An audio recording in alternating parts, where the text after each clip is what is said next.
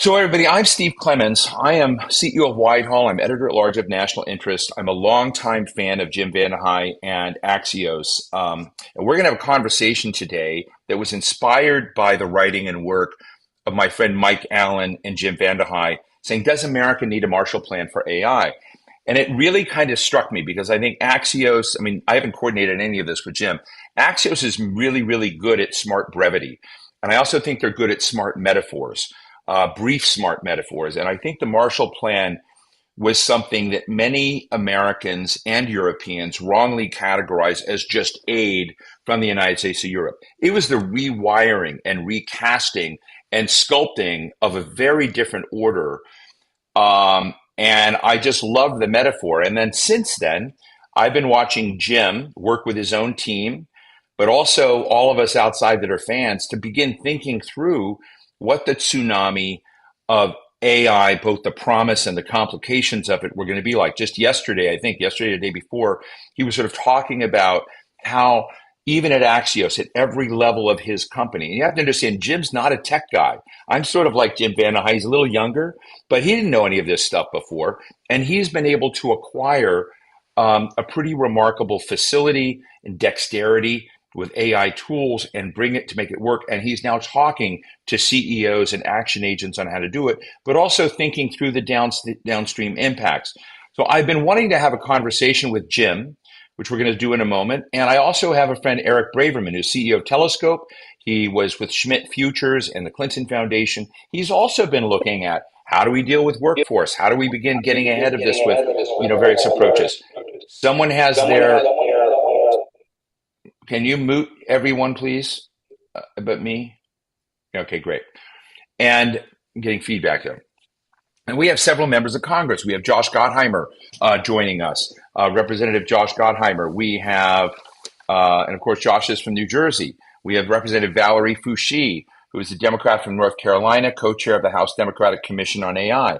And we have Representative Scott Franklin, who'll be coming on in a few minutes, who's a Republican from Florida and a member of the House AI caucus. And we're going to have a conversation with all of us and with you. Some of you have already sent in questions, and we're grateful for that. I love doing these quick encounters online. I don't know why we're doing more of them. But let me introduce the co-founder and CEO of Axios, Jim VandeHei, who really inspired me to think more deeply about my own organization, about this. And I'm trying to mimic him less successfully. But Jim, thank you very much for joining us. And let me just start out by, one, thanking you for making a lot of people like myself in the policy space think more deeply about this transition we're coming in. But you've been now at it for a while, and I would love you to give our audience here a snapshot of how you see the political and policy world, this world, getting their head around what's coming or not, and what the deepest insights to you as a CEO have been in the beginning of this journey. Thanks for having me, Steve. So, I mean, first, just a little context on like how I come at this topic. I run Axios, so that's my day job, and so I'm operating a business, and I'm pretty in the weeds. So, I understand the operations of pretty much every different part of my company. Also, starting 2 years ago, got to know Dario Amodei, Sam Altman, other people who are building the technology. And so we were pretty early to seeing its potential and then implementing it at every level of the company, kind of making ourselves a lab rat. So I've made the company a lab rat. I've made myself a lab rat.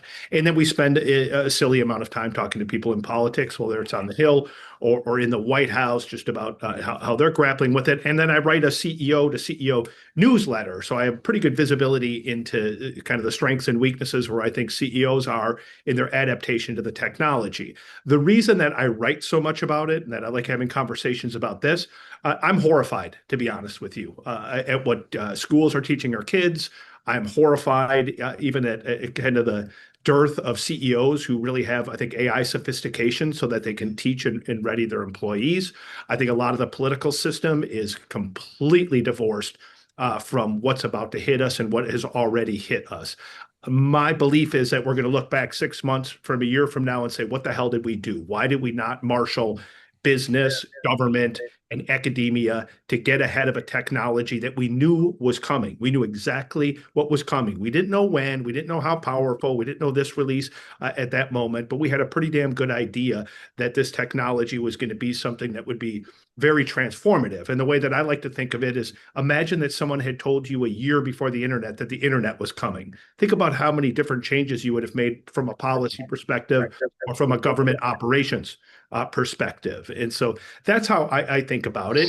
And listen, we have a government, especially at the White House, that's decided, hey, we're going to be hands off. And there's a certain logic to that. I do think that it is a legitimate fight between us and China, who sort of gains AI supremacy. The first there probably does have a big advantage, at least for a short period of time. That doesn't mean that government shouldn't be doing a hell of a lot more to inform the citizens about what's hitting them and what's about to hit them. I can't think of an industry or a job, a state, a city, a town that's not going to be impacted by AI in a fairly profound way in a relatively short period of time. So to me, this feels like it should be a societal project.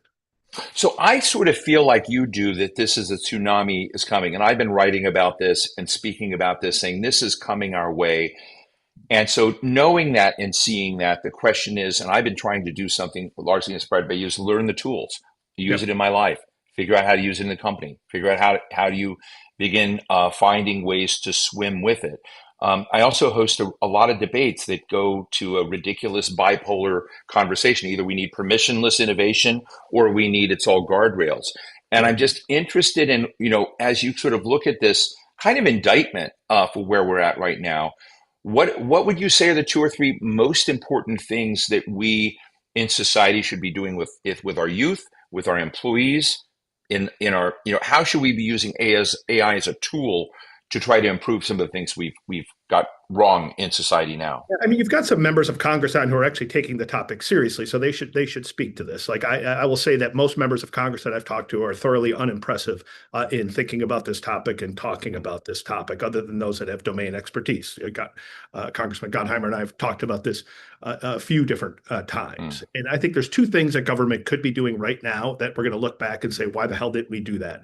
One would be the idea that we're relying on these private companies that are creating technologies with superhuman potential to self-regulate and to decide which models can be released at what time. Thank goodness that Anthropic decided, hey, Mythos is too powerful to release, so they self-regulated themselves. It's insane that we don't have a government structure to make sure that we're at least understanding what we're about to release into the wild. That doesn't mean you have to regulate them. Doesn't mean you have to tip the scales. It does mean you have to have absolute total visibility, particularly at the national security level, but also just in the societal level about what are we about to put in people's hands. That would be one.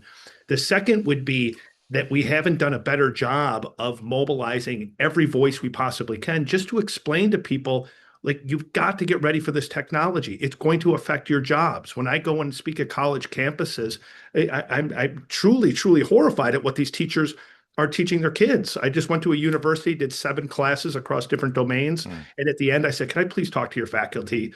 I have to. And I talked to them and I said, you are doing a massive disservice to your students. The idea that these kids are just horrified and just think it's a cheating machine, and you're not teaching them about the ethics of it, and you're not teaching them about how to utilize it as a force multiplier for the major that they've chosen. These kids are going to get crushed in the workforce if you don't change that relatively quickly. And I think Congress could play a role in that. Again, not necessarily heavy regulation, but just creating a massive database about what jobs are available, where can you match that job up with a person who might want to do it. If they need retraining, what's the cheapest possible way, quickest possible way to get that type of retraining? What companies might pay you to relocate?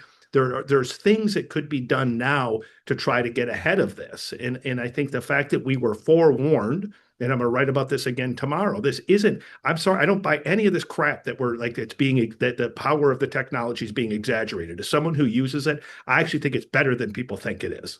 I Mm. think very few people know how to use it, maybe 0.1% of the population, but I think the technology is very, very good. And just look at how methodically they're going after the biggest chunks of work. Look what they did with software. And look what they did just last week with Claude Design, and look at what ChatGPT did with graphic creation. It's 100 times better than it was 3 months ago. Like, are people not watching the trajectory of this? Like, sure, it screws them up here or hallucinates there, it's dumb there. Those are edge cases. That is Mm. not actually how the technology works if you understand how to use the technology. So, how do we, as people who are in positions of power, whether it's business, and I think business has a huge role to play here, maybe even bigger than government right now, in terms of just informing people, leveling with them. I leveled with our people a Mm. year ago. I said, I'm sorry. I hear you whining. I hear you worrying. Pardon my language. I said, I don't give a shit anymore. I said, going Mm. forward, what I'm going to do is I'm going to give everybody access to the technology early. I'm going to pay for it. I'm going to have people in-house to teach you how to utilize it. If I think your job's going to be in jeopardy, I'm going to tell you, give you a heads up that I think this is getting automated away. We're going to give you the opportunity to try to transition into something else. Is that scary? It is scary, but it's also reality. And to deny reality to the people that rely on us for their livelihood feels like a massive disservice. Dan Schulman, who was, you know, and I know, Yep. is the new CEO of Verizon, laid off 15% of his workforce in Yep. December. And part of that was the pressure of AI. Part of it was to reorganize the business. But he created a package of AI training tools that he wanted every person leaving the company to be given the opportunity to learn these tools and techniques which they didn't have today. And I was so intrigued by this. And I've talked with them a couple of times. I'd be interested in your view of that. Is that a good thing, a cool thing? Does it help deal with the incumbent worker side? Should we see that as a template or model for others dealing with the transition that are coming to try to take incumbent workers and give them tools so they can swim better in this tide that's coming in? I mean, I think it's good for humanity and I think it's good business. I think, listen, Mm. we've just by training people and exposing them to the technology, I've already discovered 3 employees who are rank and file employees who I never would have known, who are Mm. now in positions of teaching other people how to use AI because the way their brain works really well with the LLMs. They tend to be people who have very structured thinking minds. They tend to be very good at fact pattern recognition, and they tend to be very persistent in trying to solve a problem. That skill set might have made you a fine entry level accountant Mm. a month ago, and it might make you a top trainer of AI for how to adapt that to other systems today. So you have to be able to spot those people. Mm. You have to equip people. One of the things that we did is we asked for volunteers at every single level of every department of the company to utilize the technology. And as you learn something that helped you, your job is to teach your colleagues to do the exact same thing. And tons of people volunteered, and now a lot more people are fluent in the Mm. technology. To be blunt, I don't think right now most people can get a lot of value out of it unless Right. you really understand how to use it. You really put the time into it. And by the way, that you feel self-confident enough or crazy enough or risky enough to Mm. input all of your data. Like I've made myself a lab rat. My brain is in AI.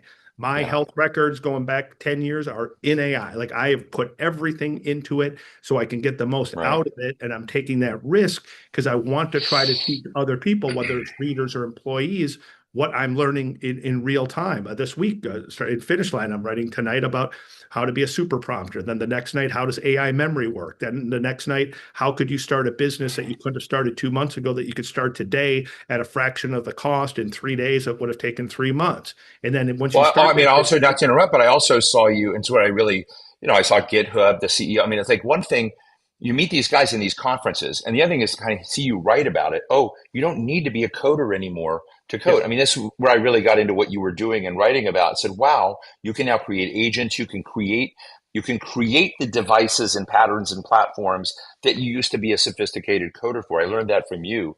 So I'm grateful. But listen, I want to bring Eric Braverman on in a moment. Perfect. One of the things I am wondering, and maybe this is an unfair question. I spent a lot of time, you know, Michael Kratsios, who's the head of Office of Yep. Science Technology Policy at the White House.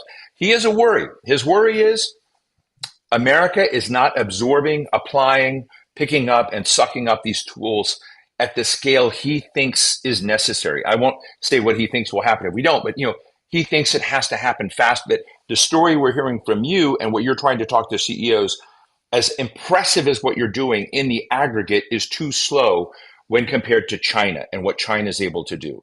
And that is a big thing. I'm interested in whether or not you follow that race, the geostrategic, the geopolitical, the ethical consequences of the United States not eventually so-called winning that race. I don't know what winning looks like, but are Yeah. there consequences to the rest of the country and our allies not doing what you're doing as quickly?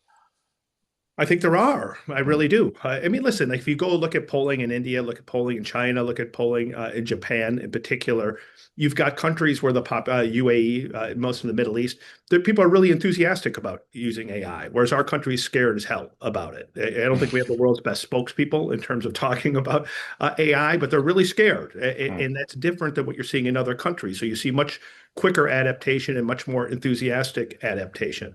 I think it makes a difference. That's why I talk with such an urgency about this. I don't think we've got 3, 4 years to sit here and kind of work this thing out. This thing is coming and it's coming very quickly. And listen, like if we do have an advantage, no doubt, in the chips, and therefore we have more advanced LLMs, at least based on every single thing that we think that we know about where China's at. But even the people who are big believers that we have this massive lead, that lead might be 6 to 12 months.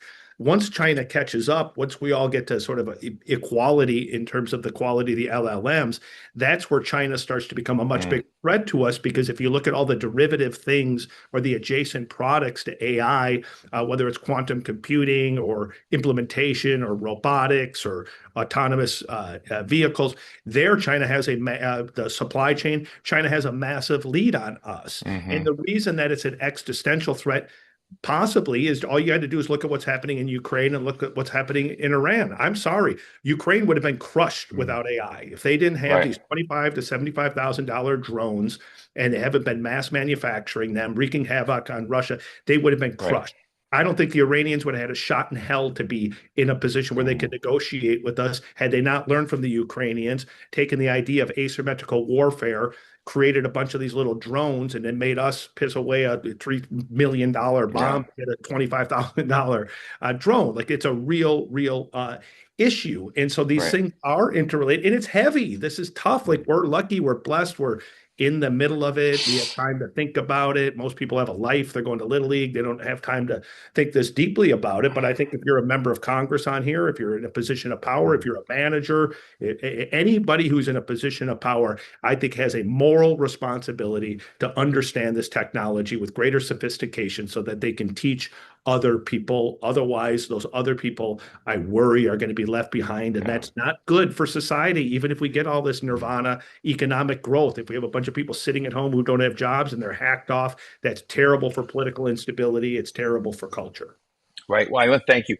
We're going to bring Eric Braverman on, but I'd say to all of you who are still hiding out in there in the dark room, I've seen Meg Thurlow of GE Aviation, who's investing tons of money in workforce training along these ways. $30 million out there in various elements of the ecosystem because it's not just AI, it's all the surrounding apparatus. Jonathan Grimmel, who's actually at the chief executives organization. So he's very much part of this chase. We're so many other people here. So you're all invited because we thought you were influencers. And I hope you're informed by this debate. I hope you'll be engaged. But Eric, you've heard our conversation starting off, and you know how passionate I am. We've talked a lot about the social contract adjustments. But I got to tell you, I'd love to hear your views on the urgency and passion you're hearing from Jim. You know DC, and you're kind of strange because you sort of worked like you were at Clinton Foundations. You know all the slowness of DC, but then you worked with Schmidt. So you're like straddling fast and sluggish. And I'm just interested in you sort of looking at the policy nexus of what this country you're thinking on this, and the next generation of leadership would love to get your take. Well, thank you. It's great to be here with both of you. And I love any webinar where I get to be introduced as strange. So thank you for that. I've had the Anytime. opportunity to, I've worked with some incredible people, and it's great to be here with all of you today. Look, I really agree with the urgency that we hear from Jim. And I think we have an asset that we haven't talked that much about, which is talent. I mean, let's just take, for example, one of the most interesting recent transactions which took place. In the last quarter, there was some research that showed that AI was 81% of the global venture market, which is like an insane number, like $240 billion compared to 50% the year prior. One of those deals, not the largest ones, but one of those deals was $60 billion from SpaceX to an AI coding group called Cursor, run by a 25-year-old for $60 billion, which is more than the GDP of half the countries of the world. Now, what that tells you is that we may be at the beginning of something which looks really scary, but could also be a major benefit to societies like ours. So, in former days, you would say we're all in this closed ecosystem. Only the people that know AI can really bet on it, can understand it, can develop it. You have to be a software engineer. I'm not sure any of that's true anymore. Because the reality is now all the same people that were saying you have to be a software engineer 10 years ago are saying now you need to be a creative if you're going to be successful and you can't get a job if you're going to be a coder. So I think we're in a place now where we're seeing innovation about to be much more open, available to many more places around the world at significant scale. I just came back from a trip to Brazil. I was completely wowed by the ecosystem I saw there. And we're in a place where people are younger and younger. When you now have a 25-year-old that has had a sale larger than the GDP of like half the countries in the world, you suddenly can see power available in many more places than you saw before. I think that's actually an asset for all of us. So I agree with you. We're in a position where we need to see more security in the world, more prosperity, not less. Our supply chains are threatened. There's a lot of challenges, but the world is also going to be available to people that are creating it in many more places. And that availability of talent is an asset of ours if we choose to use it and if we can get the policies in place that make that more likely. Why is the apprehension so high in America? Jim said something is completely true. You just mentioned Brazil, but if you go to developing economies, you go to global South countries that don't have the Sure. assets and whatnot, there's a hunger and enthusiasm there that's palpable, that's pretty amazing. And what I find interesting is it reminds me when I was at New America Foundation, we got $1 million, Jim, from the Markle Foundation to like go talk to lawyers about how broadband was going to change for their career, how home economics. I mean, we got paid a lot of money to go draw these pictures of how, and we didn't know what we're doing. But my point is that it was another inflection point where being online all the time, sort of moving from the AOL area to broadband and kind of doing this stuff. Now I feel like we're staggeringly jumping much, much more. And there's going to be both wreckage and opportunity. And it's one of these things where I see big, large institutions crashing potentially if they don't know how to keep up, and little players like you just described growing very rapidly. And so the whole topography of opportunity is going to be messy and all of this. I look at that as exciting. I think Jim looks at it as necessary, but I'm interested in why the pessimism is so high in this country, Eric. Well, we did some research last year with Gallup. And what it basically said is that people use AI and don't know it. So I think the first challenge is that many people don't understand that they're already using the tools. If you look at the research, Mm, it basically shows that people are afraid about the implications of AI in almost every aspect of mm, life, with the possible exception of healthcare. And here's one simple fact: adults learn by doing. mm. So at the end of the day, if we want to help the American public and many others around the world to have that level of optimism, we actually have to have them do things with AI and understand that they're doing it. And to Jim's point, we've Mm. had absolutely no education around this point across the country. I think there's a huge opportunity right now as you think about a Marshall Plan for AI to be starting at the very earliest stages. Founders are getting younger and younger. Their teachers don't understand always how AI is being used, just like everybody else doesn't. But let me ask But Jim a question here, and then we're going to bring Scott Franklin on, and I guess we'll have Representative Gottheimer in a minute as well. I don't know how to ask this. Jim, the Marshall Plan, we needed to fill this space and void, but it was a plan. You had measurability, you had accountability built in the system. As quickly and as impactful as I think it was over time, it was sort of done there. And I sort of feel like what I'm hearing from you is the playbook for survival, which is a little bit different. It's much more urgent and passionate.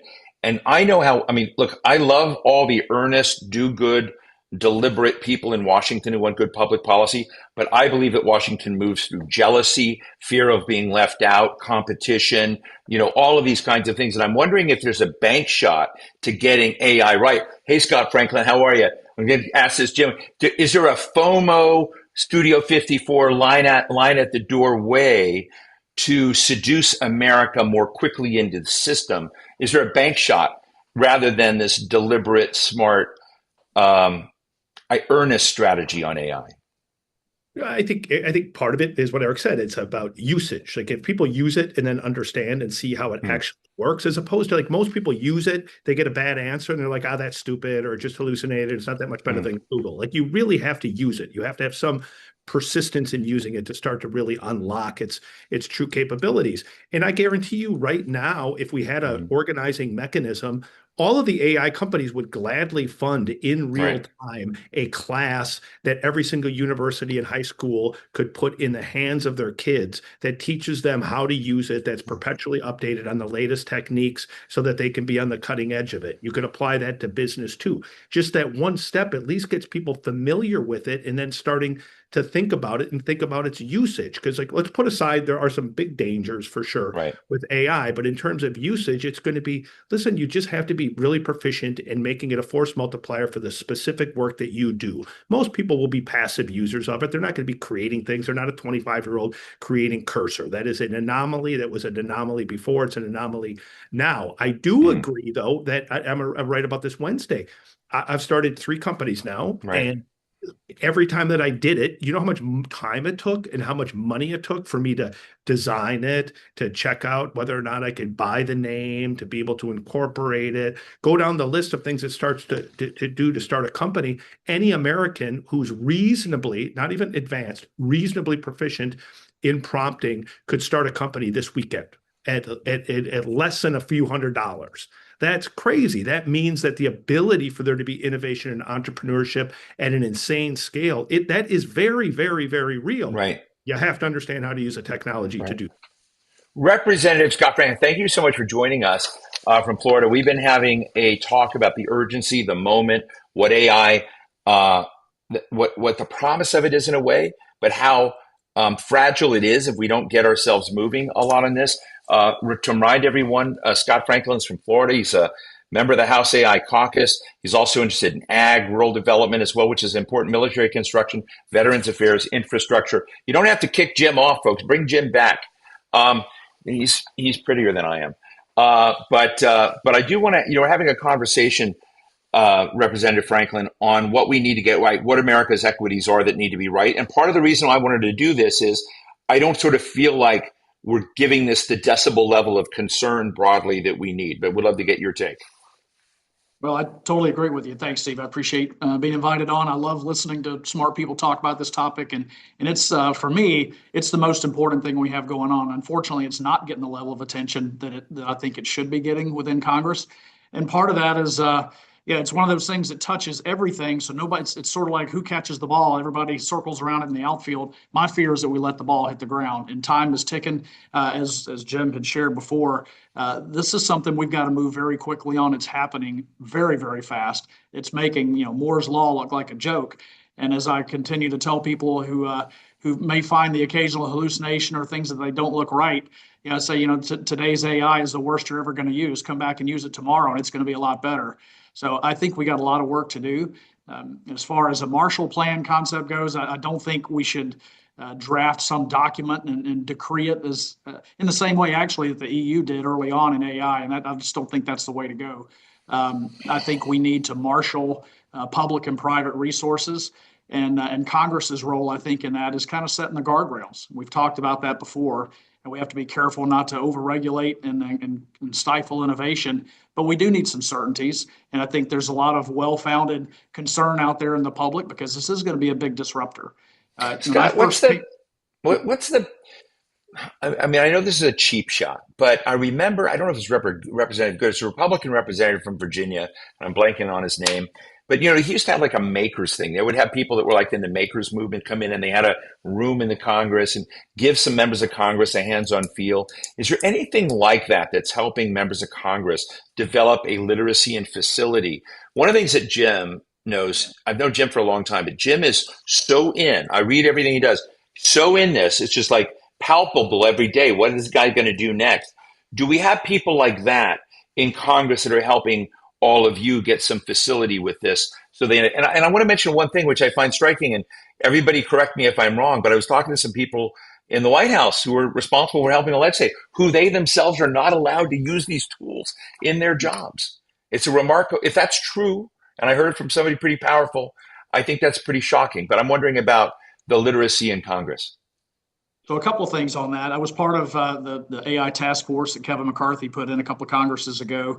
And if anything, the really goal behind that and talking with Kevin was to raise an AI literacy baseline. Nobody really understood it, and we're going to be tasked with providing oversight for that. So that's really what our task force did over the course of a year. We met with people from all different types of industry sectors to figure out how AI was going to impact what they were doing.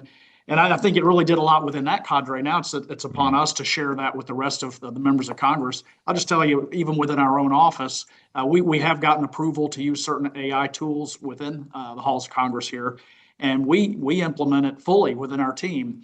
And the first, when ChatGPT 3.0, I guess, whichever version really hit the scene around 2022 came out, I went to my staff and said, "Hey, I'm just letting you guys know." I went in and said, "Hey, I'm going to go down on. I'm a Republican member of Congress from Florida. I'm going to go do a 5-minute floor speech here on whatever the topic was. Write me a floor speech." And in about 5 seconds, it gave me a good 90% solution. And I said, "You guys better, you guys are screwed." And they all laughed. But it was serious that this is something coming down the tracks. Every member of our team now uses AI tools, and I would tell you without exception, everyone's excited about it. And while they may have felt threatened earlier on, they now are using it to leverage their time and energies much more effectively. Jim, do you have any question or comment for Scott? I follow to that, which I think what the congressman said is super duper important. The thing that we found, the minute that we actually gave the technology to our employees about 14 months ago, and we taught them even just basic usage habits and techniques, and then it said, go experiment, all of that anxiety went away. Like all of a sudden they went, I would say 80% of our staff, even the ones who worry they're going to lose their job, are excited. There's none of that protesting. There's none of the hand wringing. And that's the power. And I agree, you don't necessarily need government to do that. That is the power of schools and of business handling this correctly. If you do that, people are, if they feel like you're leveling with them and they feel like they are in control or in some control, it just changes the psychology of it. And so, Congressman, I would love to hear, just in terms of when you're talking to your colleagues in that aren't that into AI, and I think if I'm listening to you, like I think I'm right in that most of them don't have a great level of sophistication in terms of utilizing it. What is their biggest hesitation? Well, there's a lot of disinformation out there in the public. We're getting a lot of pushback at home from people who are, I think, basically peddling fear for reasons I don't fully understand. But I know, one of my big takeaways in the year of our task force was, the one of the longest poles in the tent is going to be energy. How do we get our heads around the energy consumption is going to be required? Obviously, data is important, the chips are important, but we're going to need a vast amount of energy that we don't have. So, how can Congress facilitate that? We've got to figure out how to streamline our permitting process. We've got to continue to be good stewards of the environment and do the right thing there. But we're going to need more electricity. People are afraid back home of data centers. Where I am in Central Florida, they're afraid of the impact on water utilization, water resources. But as Americans, we've got a tremendous track record over a history of solving problems. I have every confidence that we will figure out how to solve the problems that come with AI. So it's just a matter Right. of putting our minds to it. Scott, stay with us. Jim, stay with us. Team, I think we can bring Meg Thurlow on and Eric Braverman on. I want Hollywood Squares with 5 people. See if I can have that. You do that? Hi, Meg. Don't worry. We have Eric? Okay, great. So Meg, I'm going to set this up. So Meg is head of corporate affairs or some, great job, communications, corporate affairs, et cetera, at GE Aerospace. They've invested $30 million into a commons, not for themselves, but broadly kind of workforce development, but across a lot of the other side of the ecosystem, welders, workers, and all these other kinds of areas there. And one of the areas I've talked to Eric a lot about is how we begin using data and information to talk about what we know is going to be happening, exactly like Jim VandeHei said, that we're stupid idiots if we don't begin looking at data and how we begin positioning some of our people. But Meg, I want to give you a quick opportunity to share with all of us what you see is that, Scott Franklin was talking about data centers. I want you to talk about the other missing part of the equation, which is workforce. Hello, Representative Foushee. Thank you for joining us. Go ahead, Meg. Thanks so much. Thanks so much for the opportunity and love this broader discussion. I think as GE Aerospace, we're in a unique situation. We've been using AI for a decade now generative AI, and we apply that soup to nuts from designing to manufacturing to testing our engines. But I think we operate in a unique spot where we very much see AI and workers together. So I think we can help address that fear that AI is going to take your jobs. The aviation industry across the board is struggling with a big backlog. How are we making engines and planes fast enough to meet demand? So we need both elements to come together to continue to meet our highly deserved safety and quality standards while meeting the faster productions. I think that the AI is part of that puzzle. We want to make sure that we're training our workers, we show them, I think a lot of the points that have been made on the call already, getting them integrated into using AI, showing them how it helps make their job better, gives us an overhaul on the industry image as well. Manufacturing isn't dirty, dull, dangerous. It's cutting edge, it's Right. collaborative. We have inspection technology when you're servicing an engine now. It's a very onerous job. You use a borescope, a camera on the Right. end of a stick to inspect the engine. We're bringing in AI to make that faster, help them draw on a lot of other images and a lot of expertise and background that we have that makes that a more appealing role and frees up their time to do other work, other Right. more high level work. So I think our Thank you. biggest challenge is making sure that we're helping identify Right. workers who want to Right. take on that challenge and train them for those roles. But we definitely see AI and worker together in a way that hopefully can mitigate some of those concerns. Eric, I'd love to get a short snapshot from you and hear from Scott, and then move to Representative Foushee. What I'm interested in is when I was in World Economic Forum this year, we worked with Workday and the OECD and looking at data that we see, as Jim VandeHei said, all this data coming. And if we get ahead of it, we can begin zeroing in, pinpointing skills, deal with incumbent workers, new workers, begin doing the adjustments that you're making. And it just seems like America kind of just wants to remain in a reactive space. So I'd be interested in your own thoughts on that social contract around work. Well, I think that we've got to also start with founders. I Mm, mean, there will always be power in government and business generally, but if you look at the enormous power that the leaders of tech companies have today, and some people will think that's mm, a good thing and some will bad. I'm not making a statement about that. But what I would make a statement about is that we're going to see a lot more of that because the reality is that that's what we're betting on in mm. society. It's where value is being created. Some of those people could be 20 years old. I'm not sure that there's only going to be one or two of them in the future as you Right. see what's possible for young people. What I'd love to see is actually engaging much more directly with the people that are Mm, going to lead us a lot faster than we think. And I think that means actually bringing groups of people together, something we're working on, trying to build coalitions with government, with business, with nonprofits around how we're going to actually educate these founders. How do we get them the apprenticeship they need to understand the implications for work?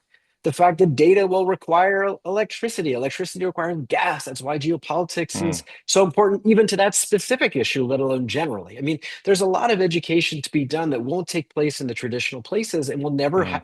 make sure it matters if we don't engage directly with our youngest founders. Thank you. And I want to thank you both for joining us here. Eric, stick around for a little bit. Meg, thank you.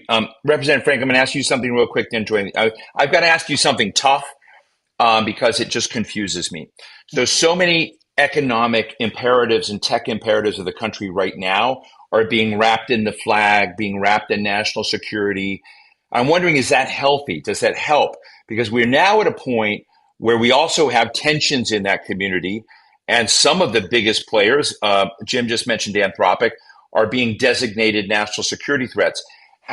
Does that hurt China or help China that a third of our most incredible engineers are getting a scarlet letter put on them? How do we navigate our own talent in this space if we have such a civil war among our own engineers? That's a great question. I think, well, there's a lot that ties into that. I think when we talk about preemption and how the federal government ought to look at large corporations versus the small, I think it's why sooner than later we need to get things like Casey, the Center for AI Standard and Casey, I forget the acronym, but basically it's going to provide oversight over these corporations, and we need things like the NAIR to get additional resourcing so that the smaller innovators aren't Mm, basically cut out of the system. They're allowed to continue to innovate. But I think earlier Jim had mentioned the frontier models and people's fears and concerns about those. I think that's Right. where the federal government needs to step in pretty quickly and establish some oversight role there to give confidence, the public confidence in these tools, and so that we're not afraid of these big companies. Thank you. Valerie Foushee, you've been very patient. Thank you so much for joining us, Congresswoman from North Carolina. And I want to tell our audience you're co-chair of the House Democratic Commission on AI and the Innovation Economy. So I guess my question is, how do you look at some of these questions about promise or danger? I mean, how do you think America, because Jim just gave a pretty big indictment. We're moving too slowly. We're not being honest with our people. We're not being transparent, and we have a tsunami coming. So how do you embrace this moment? Well, first, let me just thank you for this opportunity. And I will associate myself with some of Jim's concerns. I think we've talked a lot about companies, but AI policy cannot just be about the companies that are building the technology. It has to also be about who gets the opportunity to learn and build and research and work in that economy. You mentioned me being co-chair of one of the co-chairs of the commission, but I've also had the opportunity to serve as one of the members of the bipartisan AI task force. And I'm proud to help lead some of the efforts in Congress to broaden the participation in AI research, education, and workforce development. For me, responsible AI governance means building a clear set of enforceable rules of the road that keep Americans safe and those values that we hold protected, like privacy and civil rights and civil liberties, while still allowing the innovators to build the next generation of tools and jobs. When you look at it, I'm going to ask, this would be my tough question to you, is because I see you're pro AI within these rails. AI is more than I like Jensen Huang of NVIDIA's recent breakup. He said, you got to have power, you got to have chips, you got to have platforms, you've got to. I mean, he's trying to decouple a lot of the elements of it. So part of AI are data centers. Part of AI are new energy sources coming on, as Scott Franklin just talked about. Is there a good appreciation for the importance of that entire ecosystem among your colleagues, Valerie?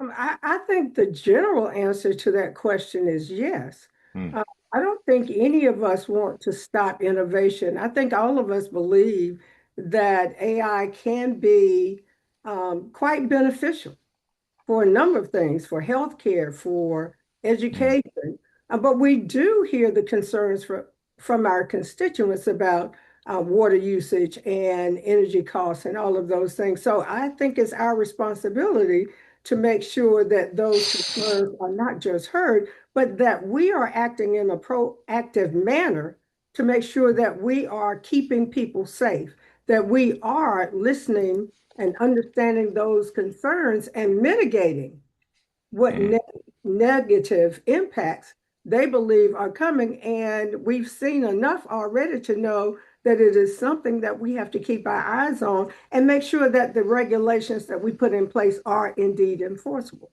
Scott, let me ask you, and then Jim may want to just jump in on this and ask both Valerie and Scott about this. Jim's advocated a global AI alliance.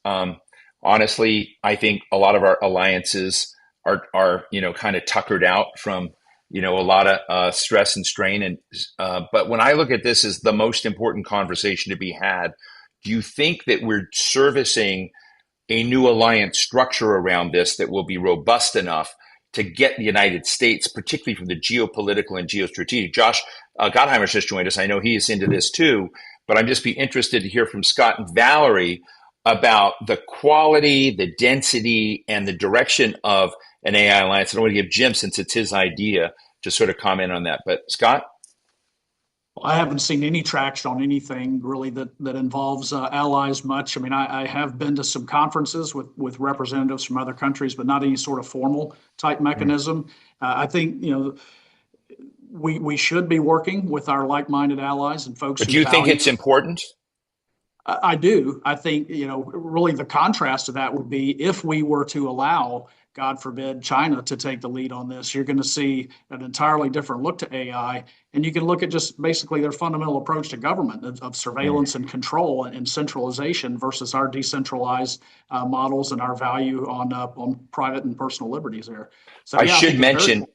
I should mention before I jump to Valerie that Jared Perlow, who I think covers AI for NBC, has just posted China has been building its own AI alliance. So there you go. I'm sorry to interrupt, Scott. Go ahead. With Representative Franklin, I'm not aware of any discussion about any alliances for us. Mm. Jen, did you want to jump in on your own I mean, thought? again, I wouldn't necessarily advocating for an alliance. It's not my job to advocate for something, but what I was trying to explain in that column Mm. is that if you just sit back and you look at this rationally, like a doctor would look at a patient, you would say that it's crystal clear that if we don't have some kind of supply chain dominance, the ability to get all the minerals, all the things Right. we need to build AI, build quantum, build these other technologies, we're going to be at a massive disadvantage. So in some ways, we could have spent the last 18 months making sure that every single country in the world that has things that we need wants to play by our AI rules and wants to be part of our AI supply chain. That's what the Chinese have done. They've just sit back, they watch at our division, Mm. they watch at our distraction, they step in, and every single relationship that frays because of us, they go there and they try to tighten it. They're not dumb. Mm. They understand all the things that go in that are derivative of AI. And ultimately, the country that Mm. has those things and also sets the rules by how others will use AI ultimately probably prevails. And again, all of the weaponry of the future, there's not going to be wars the way that we think about it. It's all going to be very much like you've seen with drones, Right. satellites, and space. And all of that is powered by artificial intelligence, derivative technologies. And we've got to be the first country there. And so I think that's another thing we'll look back and be like, man, we really wasted 18 months when we could have done that. Because most countries, I think deep down would like to align with us unless we do things that make them not want to align with us. I don't think anyone really wants to be aligned with China. It's an awful thuggish authoritarian regime. One of the things I love about online chats, which we can have our coffee together now, it doesn't cost anything on Zoom, is you have these great web chats, smart people weigh in. And I want to thank Penny Tillman, who reminded me that Jacob Hellberg is the Undersecretary for Economic Affairs at the Department of State, is the guy who conceptualized Pax Silica. So Pax Silica is, in fact, the Trump administration's effort to try to align different economies. I was there at the Japan signing. I forgot about that, Penny. So I want to thank you. You should get a gold star somewhere for reminding us that, in fact, there's some talk about some of the things going on. Let me welcome to the conversation Representative Josh Gottheimer from New Jersey. He's one of my favorite people who sort of talks about, for those of you who didn't know him before he came into Congress, he was like a big deal. He was a poobah at Microsoft and really smart in that arena. And so, Josh, I often think about when I first knew you in Microsoft land, and the whole technological terrain of the world has changed between then and now, and it's now about to change again, right, with everything coming in. And part of this reason is I've been reading and watching Jim VandeHei's education of a lot of people on The how actual important. poobah, the actual Yeah, poobah is he's called. the actual poobah. So this is in a way a very friendly indictment of all of you for not doing more faster on all of this. But what do you think needs to happen by way of delivering the prospects for change in America, but in a way where we can keep up rather than be flooded? How do we get companies, CEOs, workers, labor, as Valerie was saying, civil society to be able to swim with the tide coming in and not just get drowned by it? Well, I think, and I wasn't here for my good friend Valerie's earlier comments. I'm sure they were genius, but if you're asking Steve, what do we need to do to stay ahead as a country and make sure that we win? Because I see this as we can't afford to. This is a race we can't afford to lose, especially against China, as you guys were talking about. And I think this is an existential threat for our country. At the same time, we need to make sure we win in a way that doesn't actually destroy all of our jobs and consumers and right destroy what we have. So, how do we But balance? it's going to destroy a lot, Josh, no matter what we do. It's It's gonna going to, yeah, it's gonna change a massive amount. yeah.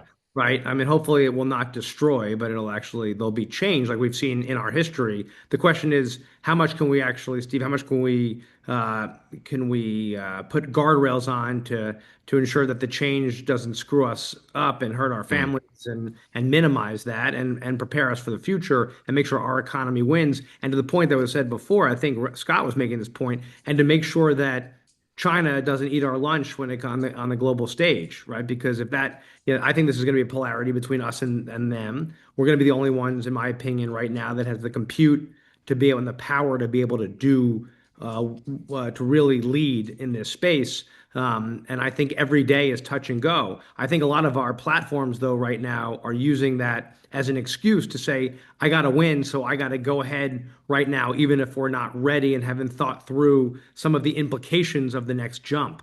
And that makes honestly, that's where I'm anxious because we don't have anything in place right now to properly vet out the next revision. And so you saw with Mythos, right? Everyone's like, we got to get this out. I got to get this out the door right now. We can't wait because China will have it soon if we don't do it. But by the way, I don't know what this is going to do to our cybersecurity and what kind of threats this is going to have on our national security, but I got to go anyway. And that's basically what the company said, right? I'm sorry, we can't wait. This may destroy and screw up a lot of stuff, but we got to do it anyway. Let me ask you another quick question when I ask Jim if he'd like to jump in. I'd also like to bring Eric in our last few minutes into this. But in the 1990s, when I worked for Senator Jeff Bingaman, we had Los Alamos and Los Alamos and Sandia national weapons laboratories. So we had two nuclear weapons laboratories in the state. We would get briefings every once in a while on, essentially Chinese and Russian and other efforts to try to engage in espionage against those things. That was the race. Nuclear secrets were the race. Are AI? I mean, you're on the Intel committee. Are AI secrets? Is this AI race? I remember EUV lithography in part came out of Sandia National Labs. It's now a Dutch company. Does America have better stewardship today over its technological magic that it's making, and where it ends up, and how it's connected to this economic moment, Josh? I think on the intelligence side, without revealing things that I can't reveal, let me just say that I think the intelligence community is keenly aware of the threats of this technology, if not both harnessed the right way and deployed in a smart way, and that we're really, but also.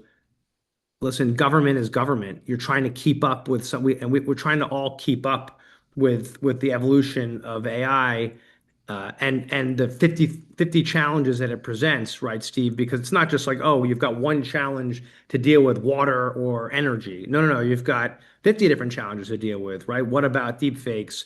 What about agents and what's the Bill of Rights of agents? What happens to labor? What's the impact on different parts of our society? What about children? Do agents get a political action committee? Right, do agents? By the way, that's an interesting. Can they place right? Do they have a C4? Do the agents have a C4? Right. So I'm these going are to ask Scott Franklin that in a moment. So but I'm saying, Steve, right? Because you've thought about this a long time. Like there's so many different challenges, and that's not even dealing with the national security threats that we're dealing with because of the technology. And the problem is government doesn't move that fast, right? It just doesn't. But we have to figure out a centralized way, in my opinion, that it can screen the next rev on something. So if Mythos is brought somewhere, or the next or OpenAI's next incarnation, do they bring it somewhere to have some sort of transparency and screening? And right now we have, besides Casey, we don't really have much, which is all voluntary. We don't have anywhere that's really looking at this stuff before it goes out the door. And by the way, the Chinese will copy it tomorrow. Right.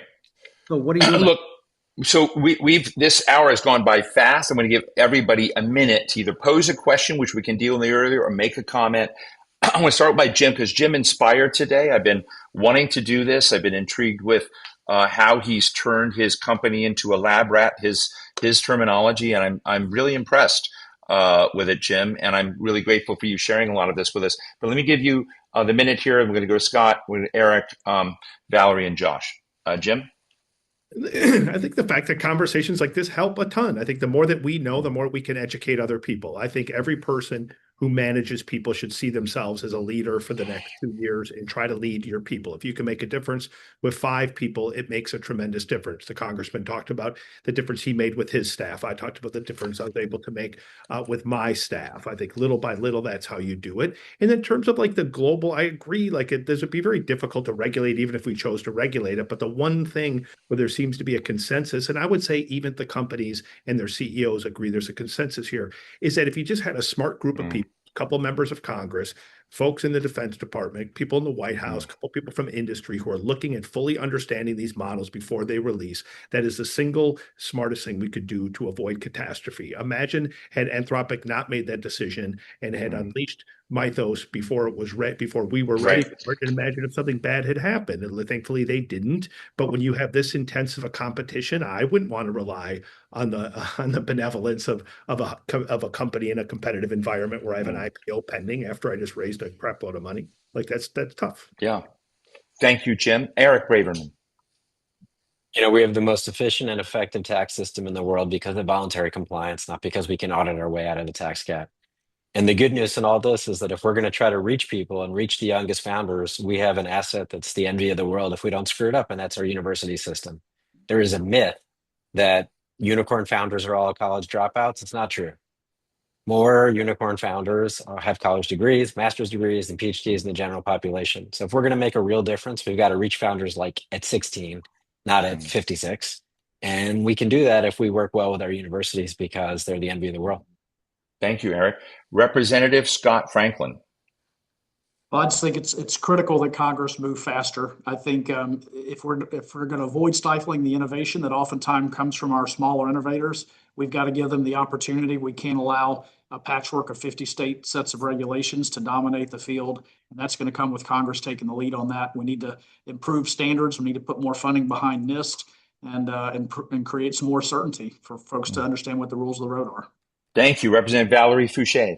Okay, I think that we do need to move faster, and I think we need to make sure that this is a conversation about more than just innovation versus regulation. I think the question is whether we can build the rules of the road that allow innovation to move forward while protecting our people. Again, my priorities in all of this include civil rights, civil liberties, workforce impact, safety, transparency, and accountability as AI moves forward and develops. Terrific. And finally, Representative Josh Gottheimer. If this becomes a partisan fight, we're screwed as a country. There's way too much to do here for us to be screaming and yelling at each other and playing games. You can't put this thing in a box like some of my colleagues want to do and hope it goes away. It's here. So the question is, are we going to sit down and work together and actually figure out some solutions and putting the country first on this one? If we don't, the other guys will win. Folks, I want to tell you, this was a great conversation. This hour went so quickly. We're going to take the transcript of this, Naharika and team, and make it available so that people have it. We're also going to take the public side of the web chat, which is just chock-a-block with great insights, comments, connections that people have made, and put that out. We're going to stick through this. I mean, I'm fascinated with this subject. I don't think there's a more important one when it comes to seeing whether Washington is worthy of this moment. I also think there's tons of interesting stuff going on at states and internationally as we've gotten into it. So I want to thank all of our participants, particularly Jim VandeHei, who's co-founder and CEO of Axios, Eric Braverman, who's chair and CEO of Telescope Foundation, a good friend. We're going to see him in the Milken Conference this next week. Scott Franklin, representative, member of the House AI Caucus from Florida. Representative Valerie Foushee, co-chair of the House Democratic Commission on AI and the Innovation Economy from North Carolina. And of course, Representative Josh Gottheimer, Democrat from New Jersey, co-chair as well of the House Democratic Commission on AI and the Innovation Economy. And he's worked for Microsoft, which I think is really cool. And I just want to say thank you all very much. I want to thank the Widehall team for putting this together and for all of you joining us. And we like to do these things and come back next time. Thank you all. Take care. Thank you all. Thanks, Steve.